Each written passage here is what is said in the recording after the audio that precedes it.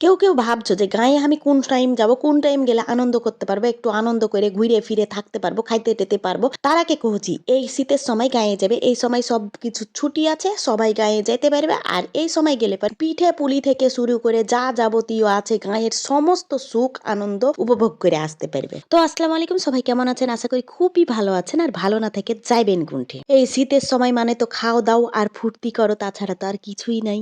School college office আদালত ব্যাকই তো বন্ধ জি, শুধু কিছু কিছু প্রতিষ্ঠান ছাড়া। যার ঘে কপালে সুখ নেই তার ঘেরই কথা কহুছি। যাই হোক, অর্ঘে কথা আর কইয়া এই মন খারাপ করব না। অর্ঘে সুখ অরালিয়ে থাক, আর যার ঘে ছুটি আছে তার ঘে সুখের গল্প করি।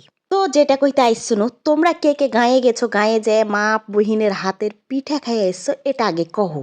ওহো কইবে না তো, কিন্তু আমি গেছিনু জি, আমি যাই আমার শাশুড়ির হাতের পিঠা খেয়ে এসেছি। শুধু কি হ্যাঁ, শাশুড়ির সাথে ছিল আর ফুপে শাশুড়ি, চায়ে শাশুড়ি, ভাসুর বেটি আর ননদ যা সবাই মিলে একসাথে বসে টেসে আনন্দ করে এসেছি। এই সময় যে আসছে, আর এই সময় আমি যদি গাঁয়ে না যাই তাহলে পারে জীবনে কোন সুখটা আমি পাইনু জি। আর যদিও আমি গাঁয়ের বেটি গাঁয়ের বহু, এই সময় যদি গাঁয়ে না যাই জীবনটাই তো বৃথা। ওই লেগেই তো এক ঢেলে দুই পাখি মান্নু। তো সবাই ভালো থাকবেন, হার মতন সবাই একবার যায় পিঠে খেয়ে আসবেন। আল্লাহ হাফিজ।